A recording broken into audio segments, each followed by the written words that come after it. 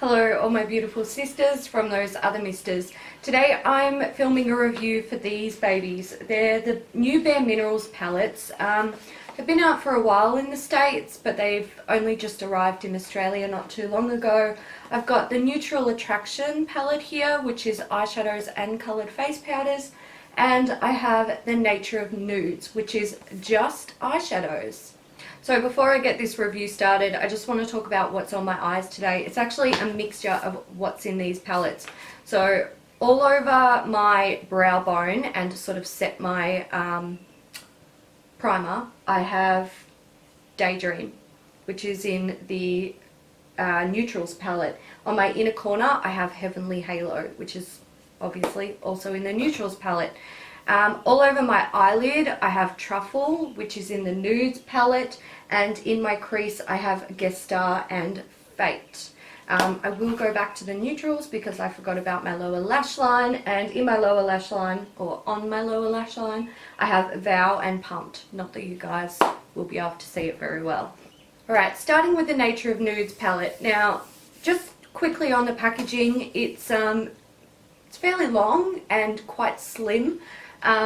It's just like a hard card with a fairly firm magnetic closure. Inside you do get a mirror. Now on the mirror there is some look guides that's like stuck on there. You can remove that. I opted not to because the mirror is extremely thin. You wouldn't use it to do a full face of makeup because it's a pain in the ass, to be honest. You could do your eye makeup with it, but I wouldn't be inclined to do that. I just pull out like a bigger compact if I had to do my makeup on the go. So I just left the look guide on there. It looks like if you peel it off, you're not going to be able to stick it back on. So I left it on there because I like my palettes to be intact. Inside you get 14 shades. You've got a row of 7 warm shades up the top and a row of 7 cool shades down the bottom. The formula is pretty typical Bare Minerals, so if you're familiar with it, you'll know what I'm talking about. If you're not familiar with the formula, I guess the easiest way to put it is the metallics and the satins are really soft and buttery and they slide on and they're beautiful. The mattes feel like when you swatch them, they feel like they're not going to be really awesome, great shades. Some of them look a little bit powdery, but when you actually apply them with a brush, especially if you're like applying it with a fluffy brush or even a stiff brush like under your lower lash line or whatever, they blend out really beautifully, they have good pigmentation, and they layer really well. Now, there's really not a lot to say about this palette. It's a neutral palette. It's hardcore on the brown spectrum, basically. So if you're into that, if you like brown neutral shades, if that's kind of your go-to everyday look, then this palette could very well suit you. Now, if you only wear warm shades and you don't like the way cool shades look on you, or vice versa, don't even go there because you're not going to use half the shades in the palette. Now, for myself personally, I think cool eyeshadows tend to look dirty on me when they're in the brown spectrum. Coloured cool shadows like purple and stuff like that, they're fine. They look great on me. But pretty much anything from here down on the bottom row, I struggle to wear. It looks dirty on me. So you have to know what suits you. You have to know the type of shades that you like to wear. So if you wear warm and cool and you like the way they look on you, then you will likely get a lot of use out of this palette. There are a few shades in this palette that I simply don't like. I don't like the formula, or I don't like the way they translate on the eye. Opulence is the main one. This is the one that I have a problem with. In the pan, it looks like it's going to be sort of a really pale, light champagne color. But when you swatch it and blend it out, it's it just looks like a pressed shimmer, and it's not impressive enough to really offer any true sparkle. It's very, very subtle, and that was a bit of a disappointment for me, because when you use that as like an inner corner highlight, it's really, really like plain Jane, but it does kind of fit with the rest of the palette, going with that whole neutral nude makeup feel. The last two shades that kind of, it's not that I don't like them or the formula is bad, they just kind of confuse me a little bit. So we've got Sonnet down here. This kind of looks like a khaki green when you look at it in the pan, and it's got like really subtle gold reflex. Now when you swatch it, it kind of goes on like this browny grey, which is disappointing, because when I look at it in the pan, I want it to be that shade. I want it to be that beautiful earthy khaki green shade, but it just doesn't come out that way. And black tie optional. Now this looks like a black, but it goes on more as a grey. Now I kind of think maybe that's intentional, because the shade black tie optional, like I kind of think that they were actually going for that. It looks black, but it's not. Alright, so I'm going to do full swatches of this palette now, so you can see what the shades look like and how they perform in their different formulas. Alright, we're going to start with the top row, and first up we've got Whipped, then we have Opulence. Now Opulence looks like it's going to go on alright, but it doesn't apply like that with a brush. You can kind of see like what it does when you touch it a few times. It's basically just a really subtle shimmer. Then you've got Lost for Words. Now this is a matte, and this makes it look really disappointing. It's basically the same color as my skin. When you apply it with a brush, it actually applies better. It blends beautifully. It's a good shade, definitely is. Don't judge it by its swatch. Next up we have Truffle. This is one of their metallics, absolutely beautiful. East is the next shade. That's another matte. It looks a bit crappy, if I can get it to focus, but once you blend it a little bit, it really comes together. Guest Star is another metallic shade. That's really beautiful. It looks like the light is maybe washing it out a little bit. You might be able to see it if I give a little move. It is very reflective. And then we have Fate, which is a satin shade, and that is a nice warm brown. Alright, we'll go in for the second row. First up we've got Chance. That is a matte, and it's pink. It's got a little bit of silver sparkle in it. I don't know, it's a bit... then you've got Libation. This is another metallic shade. This is a beautiful sort of metallic rose colour, very pretty. Then you have Tranquil. That is another satin shade. Next up we have Exquisite. This is a matte. It's kind of a like taupey greyish colour. We have Priceless. This is another matte that's just straight up light grey. Actually, that looks like it could be a satin. It's a satin, my bad.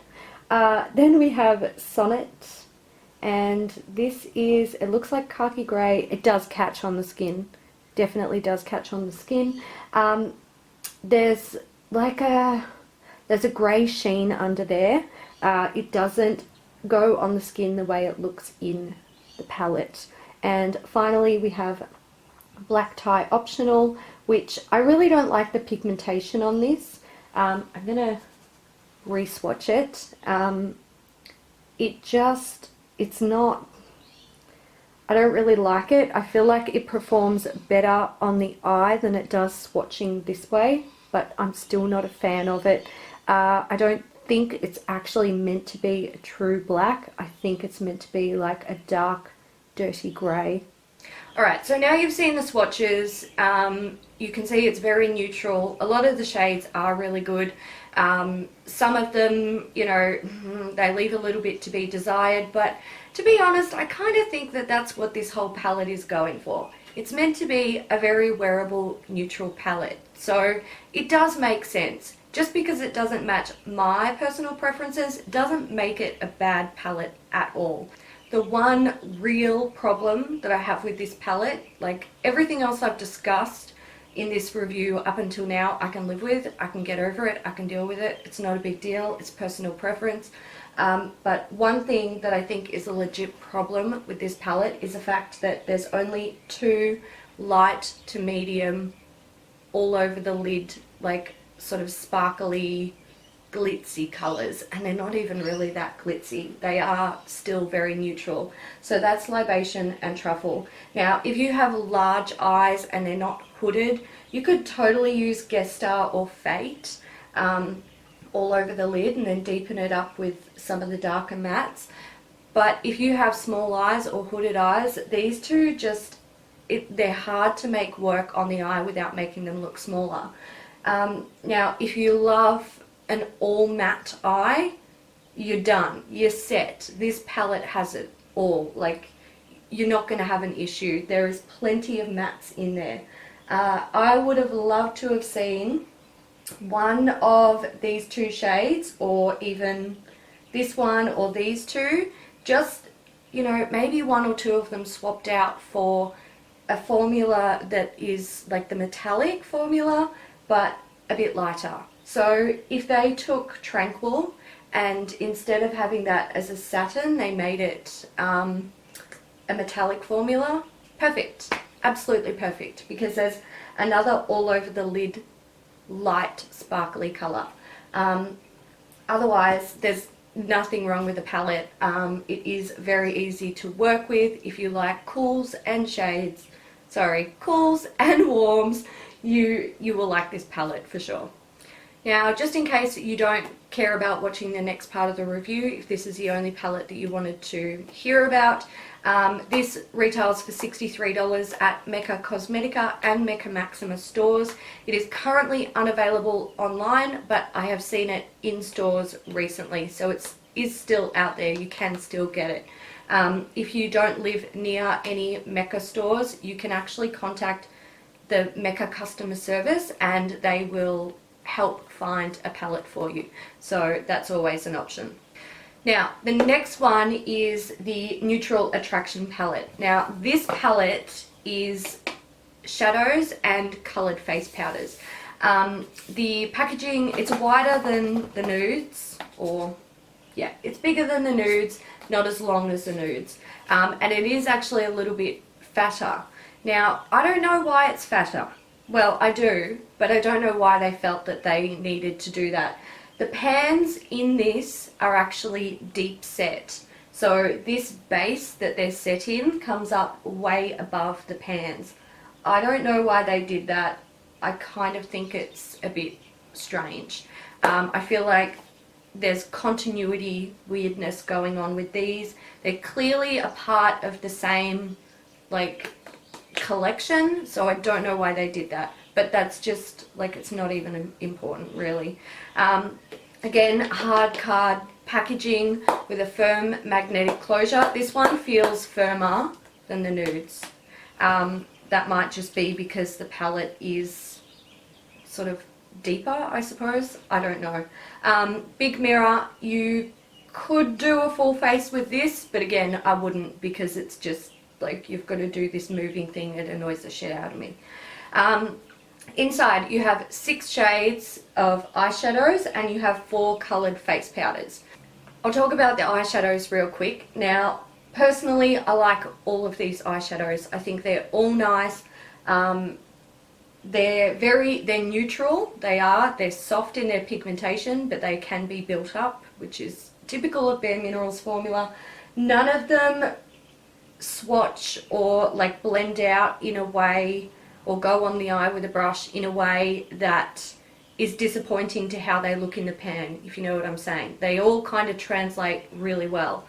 When it comes to the face powders, now these coloured face powders, and pretty much every Bare Minerals face powder that I've ever used in a large palette like this, is very, very soft on their pigmentation. You can build it up. Their formula builds really well, but it is subtle. So if you're the type of person who likes subtle makeup, no makeup, then these sort of powders will suit you, because if you're going for a look that is super subtle but you just need a tiny bit of color or a tiny bit of definition, you can't really fuck it up with these because they are very subtle in their color. If you then want to build it, you can. So you kind of have the freedom with this palette. Now, I will just say I'm wearing the contour and the two blushes. Oh, it's not a contour, sorry, it's a bronzer, but I have used it as a contour. I've also used it as a bronzer. I'm wearing the two blushes. I've got the darker one on the outer part of my cheek and the lighter one on the inner part. For me, I like a super soft blush, so really I don't even know if you can see it. When I apply this, I apply it just so it looks like my skin, like the natural color of my skin is coming through my foundation. And really it's not to look like I'm wearing blush, it's to look like I'm not wearing so much foundation, basically. So if you can't see them, I'm not surprised. I didn't wear the highlighter today. Oh, I did actually pop it on my Cupid's bow and on the tip of my nose. I don't think you'll be able to see it. I applied it very, very softly. And if you're wondering what the highlighter is, if you can see it, I don't even know. It's an Urban Decay one. That review will be coming soon. Alright, I'm going to get on to swatches of this palette, and I'll come back and give my final thoughts. Alright, I'm going to start with the eyeshadows. We have Pacific Sands, which is that one there. It's a matte. It looks pretty crappy, but it does perform quite well on the eye. You've got Heavenly Halo. This is like a, it's almost like a mixture between a satin and a metallic. It's quite pretty. Daydream, this is another matte, and this is basically the same colour as my skin, so you probably won't see it there. Next up we have Debutant. This is like a satin pink, very soft pigmentation, very subtle colour. Then we have Vow. This is a matte. It's almost like a taupey brown, but there's a little bit of a purple hint under there. And finally we have Pumped, and this is a warm brown with gold shimmer. I don't mind it. Definitely not my favourite shade in the palette. Alright, we're going to move on to the coloured face powders. So first up we've got the Big Break. This is a blush. And then we have the Limelight. Again, this is a blush. We've got the Premiere. This is a highlight. And you can see that highlight is super, super soft. I'll actually give it a double swatch. Will you focus, camera? Maybe? And finally, we've got the Ocean View. This is a bronzer. Again, really, really subtle. We'll try another swatch of that just to help build it up if we can. You can see it will build, but initially it's very subtle. Alright, let's wrap this up. Personally, for me, this is my favourite palette out of the two, and that simply comes down to I like their coloured face powders because I don't look like a clown when I use them. And this particular range of shades is more my preference. I feel like they offer the type of pigmentation and the finish that I like, and also I can wear them all with no problems. With the Nudes palette, I do struggle with some of these cooler shades, so totally personal preference, nothing to do with the performance or anything like that. It is simply personal preference. The Neutral Attraction palette retails for $67 at Mecca Maxima and Mecca Cosmetica stores. It is currently available online as well. Now, if you have used either of these palettes, let me know your thoughts. I'd be very keen to hear them. And even if you haven't, let me know what you thought after watching this review. Do you think they're possibly palettes that you would be interested in or not? Why? Let me know. If you enjoyed this video, give it a thumbs up, and until next time, thank you so much for watching, guys. Bye.